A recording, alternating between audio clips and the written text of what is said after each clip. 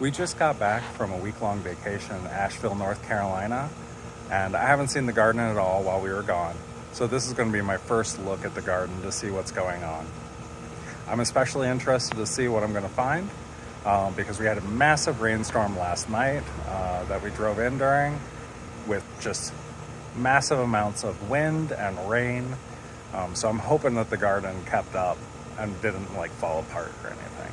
Well, this is right outside our back door, and I know it's not part of the garden, but it is part of the house. And you can see the wind has already taken off some of these eaves that need to be replaced. We already need to call a roofer for some upper ones, but it looks like we've got some more that have fallen down, so I guess I better get on that sooner rather than later. I have a pineapple out here that I've been cultivating for a while, and it is not looking super great. Last year it did very well outside and got tons of growth, but now it seems to be dying off more than it's actually creating new growth. So I'm a little bit worried about that. I need to prune it down and probably change the pot that it's in so it doesn't get drowned. I'm not entirely certain. Those are the branches that I got taken over here with my friend Sam. Still haven't gone out to trim them, but it doesn't look like we have had any more limbs fall off of our trees. So at least there's that. Before we left, I put down this black landscape fabric and put some of the straw mulch on top of it.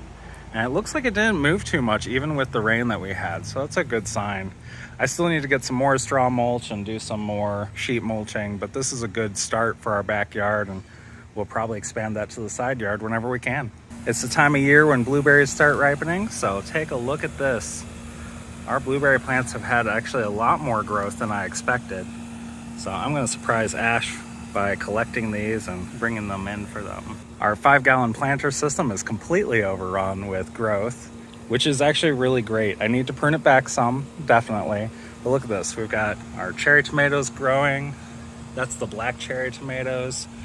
The Murasaki peppers are flowering quite a bit. Our Zulu peppers are just starting to flower. Oh, we got something going on over here that I don't really like the look of. It looks like it collapsed under its own weight, but it's still firm and growing despite being utterly broken. And if we take a look at the end, it's still got cherry tomatoes going too. So it just shows the resilience of plants that can even thrive when ignored. Got some splitting in this one too, but again, still showing cherry tomatoes. And we got tomatoes growing pretty much all over the place. Our strawberry patch has been taken over a bit, but you can see there's some strawberries here growing and even a really weird misshapen one, but hey, it's a berry. I consider that a success. I clearly need to come out here and cut away the foliage though. Oh hey, in the back you can see that we've got some onions coming to bloom. So there must be some onions in the backyard too that I missed. The roses have started dying off, as you can kind of see in the background over there. Still got a few blooms, but they're starting to die back. And then this whole area next to where we wanted the raised beds has like completely overgrown again since we left. So I need to come in here and take that down. The black raspberries are a lot riper now. So we've got a bunch of those that I need to harvest. Got some over here too. Just quite a bit. Very exciting. The fruits on our mystery tree are still ripening up. I don't really have any idea of what it is yet, but hopefully we will soon. Getting quite large. Coming through the gate, you can see our gooseberries are now red. I think that might mean that they're ripe.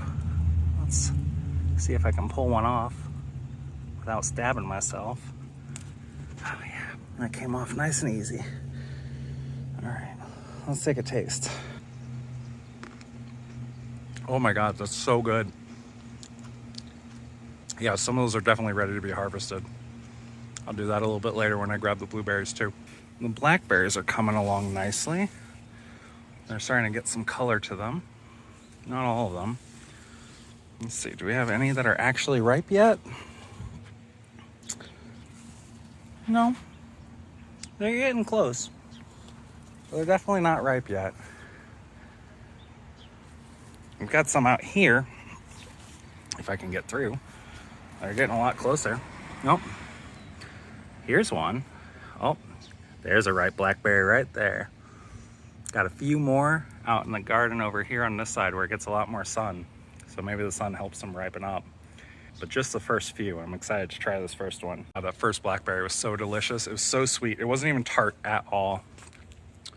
That was fabulous. I'm gonna have to come out here and get some of those before the birds get to them. The wildflower garden is quite overrun, but doing nicely. Let's step in through here, see what we got. Got something that was blooming here, but it's now forming its little seed pods, and they're so cute. I love that. Got this orange flower that's still going quite a bit. The lavender is blooming. That's real exciting. A little bunny. Sorry, little bunny. I didn't mean to disturb your habitat. Got some more of those orange flowers over here. I try to leave my garden as natural as possible because I love to see the little bunnies running around. I think those might be black-eyed Susans over there. I'm not entirely certain.